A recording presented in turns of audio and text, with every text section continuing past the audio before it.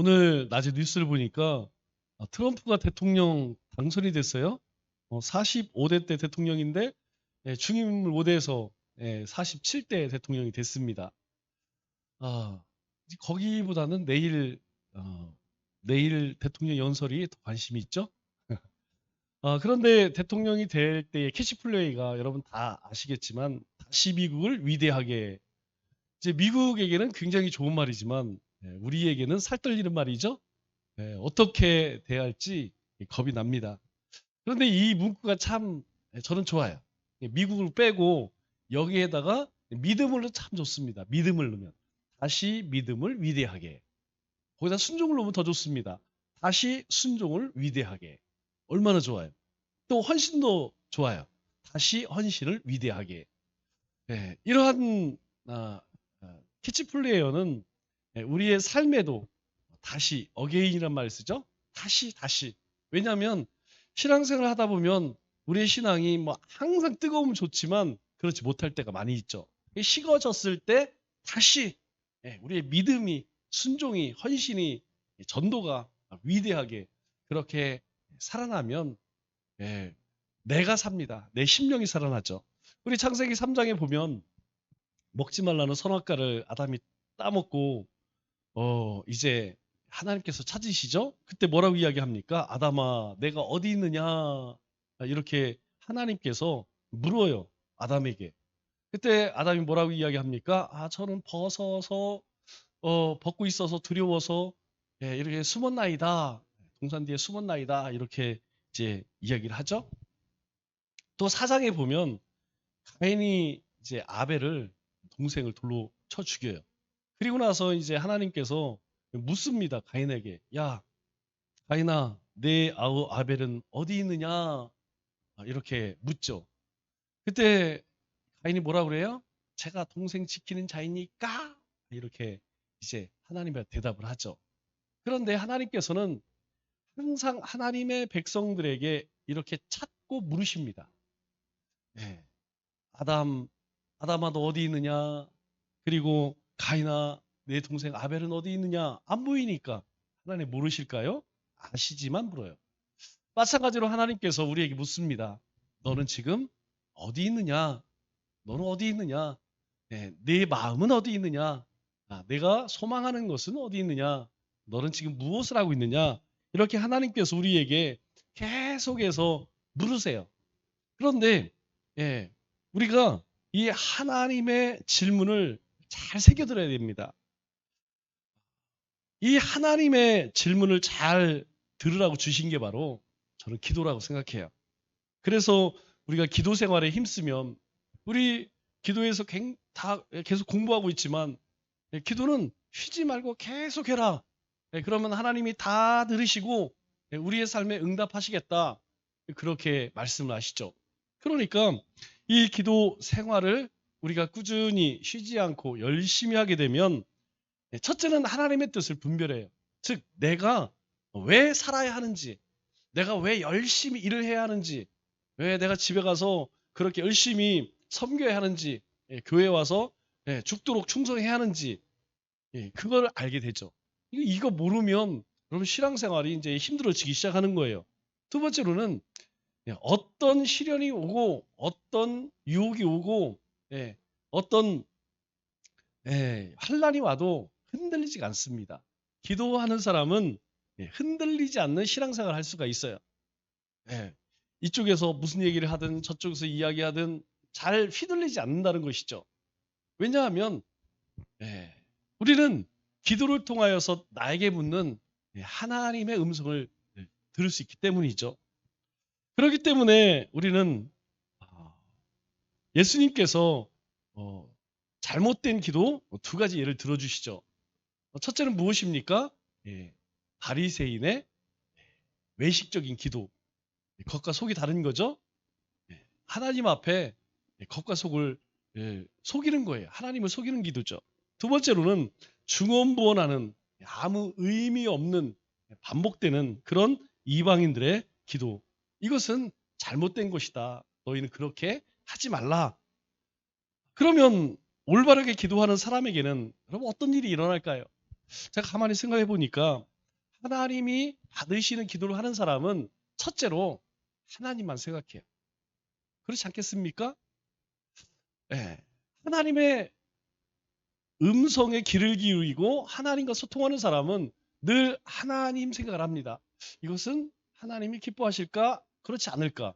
두 번째로는 하나님 나라를 위해서 살게 되는 것이죠. 네. 그리고 세 번째로는 하나님을 기쁘시게 합니다.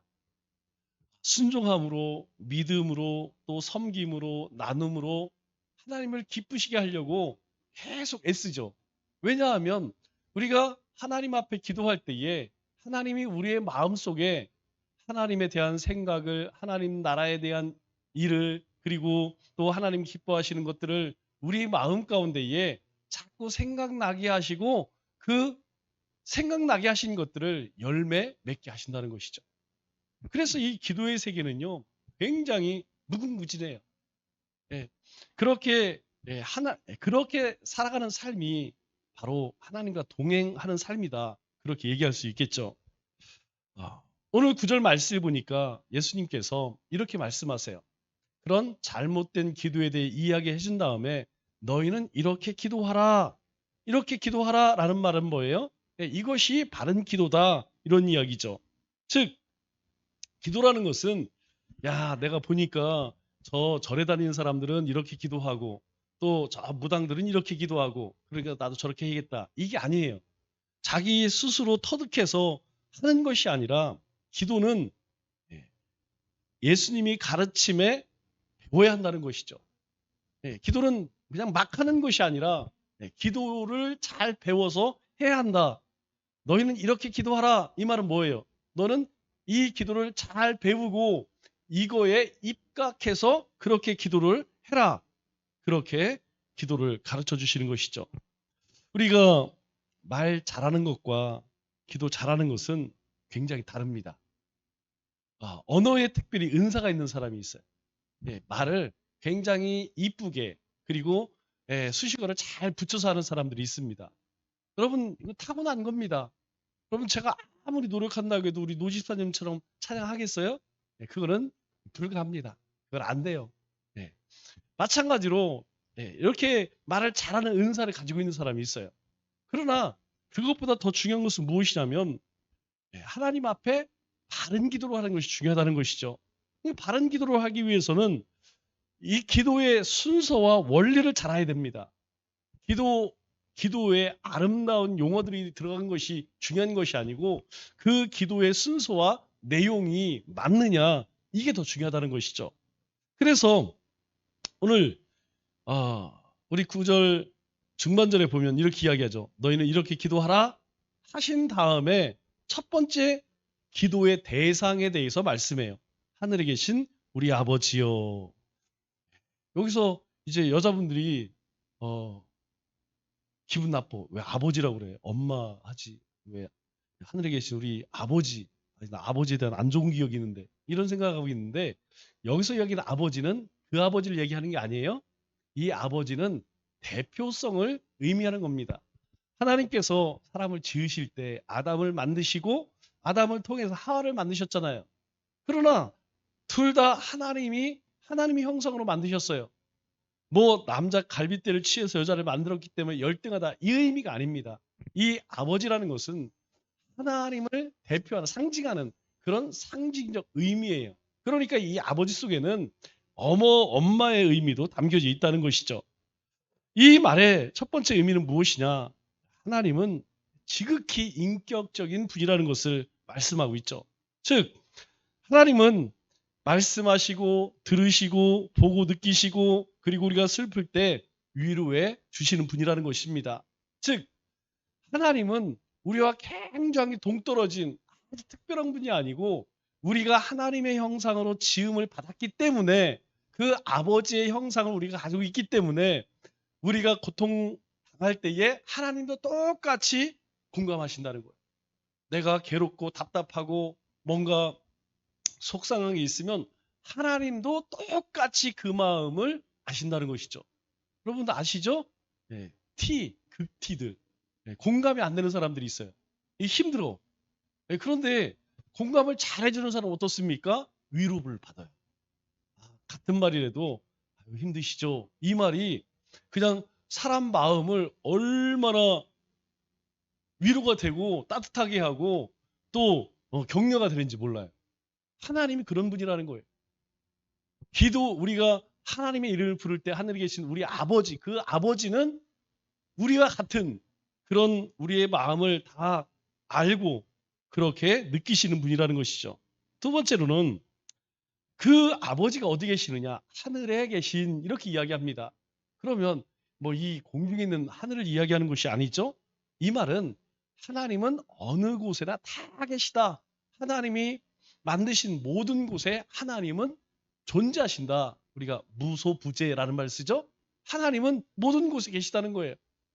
예, 우리가 예배드리면 이곳에도 있고 우리가 삶의 터전에 있으면 그곳에도 하나님 계시고 내가 혼자 그렇게 저기 외진 곳을 가고 있으면 그곳에도 하나님은 함께 하시는 분이다. 그렇다는 것이죠. 특별히 여러분 사람이 숨기 제일 좋은 곳이 어딜까요? 여러분 한번 생각해 보세요. 제가 사람이 숨기 가장 좋은 곳 어딜까 없어요. 여러분 없습니다. 지금 CCTV가 뭐 없는 데가 없어요. 여러분 요 문을 교회 문을 나가는 순간부터 CCTV가 여러분들을 다 보고 있어요. 없습니다. 숨을 데 없습니다. 그런데 한 곳이 있어요. 어디냐면 바로 자기의 마음이에요. 여러분 자기 자신을 가장 완벽하게 숨길 수 있는 곳이 어디냐? 바로 자기 마음이라는 거예요. 그런데 하나님께서는 우리가 무의식 중에 있는 중에라도 그 가장 깊은 곳, 아무도 찾아올 수 없는 그곳에도 함께 하신다는 것이죠. 하나님은 우리의 마음까지도 보고 계시다는 거예요. 또 하나님께서는 시간에 제약이 있을까요? 없습니다. 네, 하나님은 영원하시고 무한하신 분이라는 것이죠. 그리고 그 아버지를 뭐라고 이야기합니까? 우리 아버지 이렇게 이야기합니다. 우리 아버지란 말은 두 가지 의미가 있어요. 첫째는 나의 아버지라는 뜻이고 또 한 가지는 우리 공동체의 아버지라는 것이죠. 그러니까 이 짧은 하늘에 계신 우리 아버지의 이 속에는 많은 의미가 함축되어져 있어요. 그래서 우리가 먼저 기도할 때는 이 기도의 대상을 분명하게 해야 한다는 것이죠. 그리고 예수님께서는 우리가 이제 하나님의 이름을 불렀다면 그 다음에는 어떤 기도의 내용을 우리가 구해야 할 것인가 그 내용에 대해서 말씀하고 있죠. 이 주기도문에는 7가지의 기도의 내용이 있습니다. 먼저 3가지는 하나님의 영광에 대한 기도, 그 다음 4가지는 우리의 필요에 대한 기도죠. 그런데 중요한 것은 뭐라고 그랬어요? 순서가 중요하다는 것입니다. 하나님의 영광을 구한 뒤에 우리의 필요를 구하는 것이라는 거예요. 자, 이게 어떤 것이냐면 우리가 이제 처음 이렇게 만났어요. 만났는데 대뜸 고기사 나 옷 사줘. 여러분 그러면 하는 사람은 뭐 상관없겠죠. 듣는 사람은 어떨까요?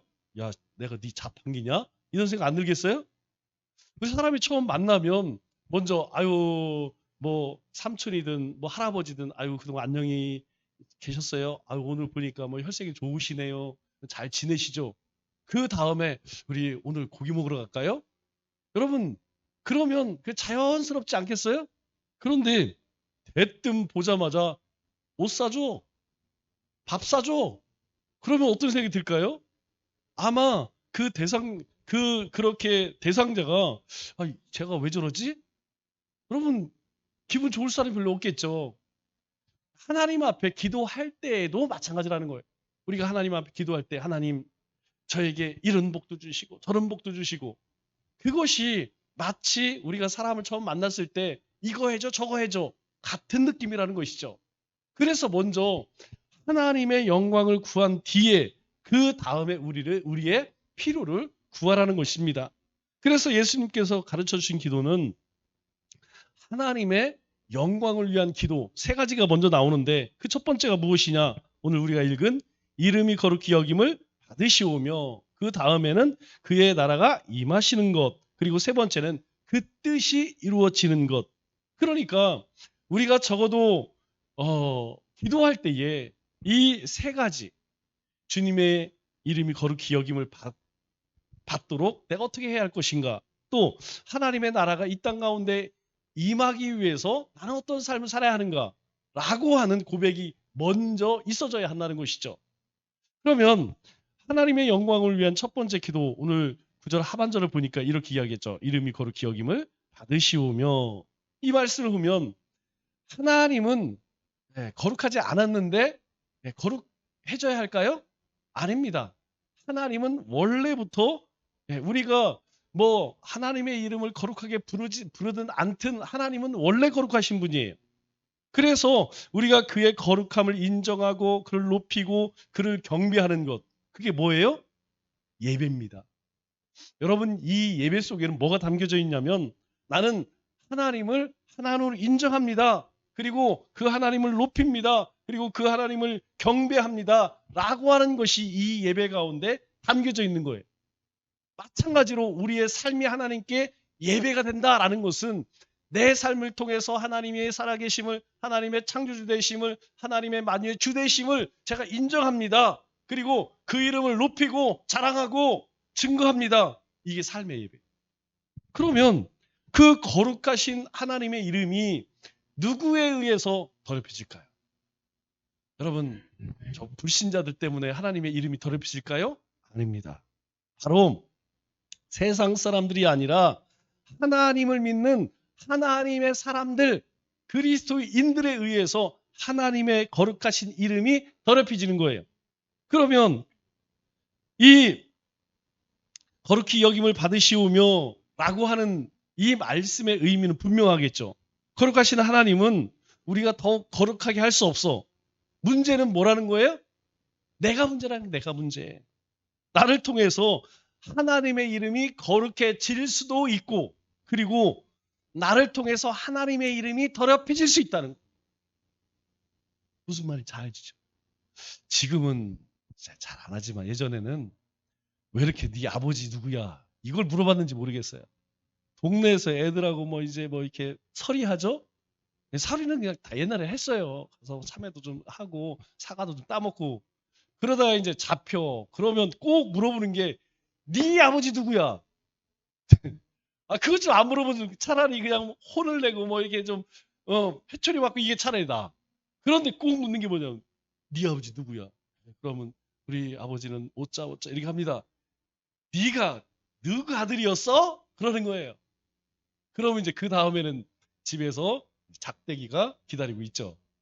그게 더 무서워, 더 무서워. 네 집 자식이 이게 더 무서워. 마찬가지라는 거예요. 여러분, 우리가 세상 속에서 하나님의 자녀로, 하나님의 백성으로 그렇게 성별된 삶을 살지 못하면 내가 욕을 먹는 것이 아니고 누가 욕을 먹는 것이냐? 하나님의 거룩하신 이름이 욕을 먹는 거예요. 더럽혀지는 거예요. 그래서 이 말씀은 내가 거룩한 삶을 살게 해달라는 기도이기도 하다는 거예요. 우리가 기도할 때에 하나님의 이름을 우리가 막 찬송하고 하나님의 이름을 우리가 막 높입니다. 여러분, 그것으로 끝나는 것이 아니고 그 이름을 높일 수 있도록, 그 이름을 자랑스럽게 증거할 수 있도록 내가 어떻게 살아야 하느냐, 반드시 이게 따라야 돼요. 여러분들에게도 한 말씀드렸죠? 우리가 기도할 때 하나님 우리에게 부흥을 주옵소서. 요거는 반쪽짜리 기도입니다. 우리에게 부흥을 주옵소서. 부흥할 수 있도록 어떻게 할 건데? 뭐 나가서 뭐 전도를 하든지 아니면 하다 보면 기도를 하든지 아니면 뭐 전도지를 돌리든지 뭘 해야 할 거 아니에요. 그런데 그건 빼버리고 항상 뭐만 성공하게 해주세요. 아니, 성공하면 어떡할 건데? 하나님 나에게 복을 주세요. 그래 복 주면 그 다음 뭐 할 건데? 이게 빠져 있다는 거예요. 그래서 우리가 왜 내가 복을 받아야 되는지, 왜 내가 성공해야 되는지, 왜 내가 부흥해야 하는지, 왜 우리가 부흥해야 하는지, 여러분 이게 명확해야 된다는 거예요. 마찬가지로 우리의 삶이 왜 거룩해야 되느냐? 내가 거룩하면 거룩하신 하나님의 이름이 더욱 거룩하게 여김을 받는다는 것이죠. 그래서 이 첫 번째 기도는 나를 통해서 하나님이 거룩히 여겨지도록 도와주소서. 하나님, 나를 통해서 하나님의 이름이 거룩하게 그렇게 사람들에게 불릴 수 있도록 하나님, 나를 도와주소서. 이런 의미이죠. 이것이 또한 하나님의 영광을 생각하는 기도라는 것입니다. 두 번째로 하나님의 이름을 찬양해야 합니다. 찬양은 천국의 음악이에요. 제가 찬양을 찬양 안 좋아하는 사람이 없죠. 찬양 듣는 것이, 또 찬양을 부르는 것이 얼마나 큰 기쁨이 되는지 모릅니다. 우리 시편 103편 1, 2절 말씀을 보면 이렇게 이야기해요. 내 영혼아 여호와를 송축하라.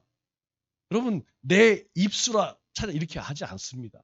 시편 기자가 뭐라고 하냐면 내 영혼, 내 삶의 가장 은밀하고 가장 깊은 그 영혼아 여호와를 송축하라. 왜 그럴까요? 내 속에 있는 것들아 다 그의 거룩한 이름, 거룩하신 이름. 그분이 너무나 거룩해서 갈 수 없지만 나를 자녀 삼아주셔서, 나를 백성 삼아주셔서 그 하나님을 찬양한다는, 그 거룩함을 찬양한다는 거예요. 또 내 영혼아 여호와를 송축하며. 왜 송축할까요? 그의 모든 은택이 뭐예요? 은혜. 하나님께서 나에게 베푸신 은혜. 그게 뭡니까? 여러분, 우리가 숨쉬는, 여러분 이 생명, 우리는 매일 숨쉬니까 이게 아무것도 아닌 것 같죠? 제가 2달 동안 중환자실을 다니다 보니까 거기 계신 분들 숨쉬는 게 고통이에요. 숨을 이렇게 세요. 여러분 딸꾹질하죠. 딸꾹질. 숨을요 그렇게 세요. 딸꾹질하는 것처럼 이렇게 세요. 여러분 의식은 없을까요? 의식은 있어요. 귀는 들려서 열립니다. 그런데 숨을 못 쉬어요. 얼마나 고통스럽겠습니까? 그런데요, 우리는 우리 입술로 아무 때나 언제서나 찬양할 수 있잖아요. 왜 그렇습니까? 돌아보면 모든 것이 하나님의 은혜예요. 감히 하나님 앞에, 그 거룩하신 하나님 앞에 나갈 수 없는 우리를 자녀 삼아 주셨다는 거예요. 세 번째로, 우리의 가장 좋은 것을 하나님께 드려야 합니다. 왜냐하면 사람은 그래요. 내가 저 사람을 얼마나 사랑하느냐, 그건 뭘 주느냐를 보면 알아요. 여러분, 내가 좋아하는 사람이 있고 사랑하는 사람이 있죠? 사랑하는 사람에게는 뭘 줍니까? 마음을 줘요. 그러나 좋아하는 사람은 선물을 줍니다. 우리는 선물이 더 좋죠? 그런데 여러분, 그 선물에 마음이 담겨져, 사랑이 담겨져 있지 않으면 의미가 없는 것입니다. 우리가 가장 사랑하는 사람과 함께 살 때에 그 사람의 뭘 보고 살아요? 여러분, 얼굴 보고 삽니까? 그 사람 배경이나 가지고 있는 걸 보고 살아요? 아닙니다. 그 사람 중심을 보는 거예요. 그 사람이 나를 사랑하는 그 마음. 그래서 얼마나 사랑하느냐를 알려면 내가 뭘 주고 있느냐, 무엇을 주고 있느냐, 그걸 알 수 있는 것이죠. 사랑하는 사람을 위해서는요, 내 생명도, 지위도, 명예도 여러분 다 줄 수 있는 것이죠. 그러면 하나님을 향한 나의 최고의 선물은 뭘까요? 하나님이 나에게 받고 싶은, 하나님이 나에게 요구하시는 것, 그게 뭘까요? 여러분, 하나님께서 우리의 혈서를, 우리도 한번 혈서 써? 이거 좋아하실까요? 아니면 그냥 굶고 금식을 40일 금식하면서 하나님 앞에 그거 기뻐하실까요? 그건 하나님을 잘 모르시는 거예요. 하나님께서 우리에게 받고자 하는 것은 무엇이냐면 우리의 중심이에요. 우리의 마음이 저 물질에도 가 있지 않고 성공에도 가 있지 않고 세상에 쾌락에도 가지지 않고 우리의 마음이 주님을 향해 있는 것, 하나님은 그걸 가장 기뻐하신다는 거예요. 우리의 마음이 담긴 예배, 우리의 마음이 담긴 기도, 우리의 마음이 담긴 헌신, 하나님은 그것을 기쁘게 받으신다는 것이죠. 그것을 기꺼이 드리는 사람에게 하나님의 거룩함이 나타나는 거예요. 내가 어떻게 거룩해지지? 여러분, 이래서 거룩해지는 게 아니에요? 내가 하나님 앞에 나의 가장 귀한 내 마음을 드릴 때에, 내 가정에서, 내 삶의 세상 속에서 내 중심을 드릴 때에 바로 하나님의 거룩함이 나타나는 것이에요. 마지막으로 우리가 전도함으로 하나님의 이름을 거룩하게 합니다. 여러분, 하나님의 영광스러운 그 이름의 능력이 언제 나타날까요? 주야 삼창할 때 나타날까요? 100만 명이 못 뛰면 나타날까요? 아닙니다. 그건 하나님을 잘 모르는 거예요. 여러분, 우리가 주님의 이름을 선포할 때에 주님의 능력이 나타나는 거예요. 그 하나님의 거룩하심이 나타나는 것입니다. 그 이름을 담대하게 선포할 때에 귀신이 떨며 나가는 것이고, 그 이름 앞에 죄인들이 무릎 꿇고 항복하는 것이고, 그 이름 앞에 모든 질병이 떠나가는 놀라운 기적과 능력이 나타나는 것이에요. 한번 가만히 생각해 보세요. 내가 최근에 주님의 이름을 언제 선포했더라? 여러분, 주님의 이름을 담대하게 선포하면 그 주님의 이름에 놀라운 능력이 나타난다는 말씀을 맺겠습니다.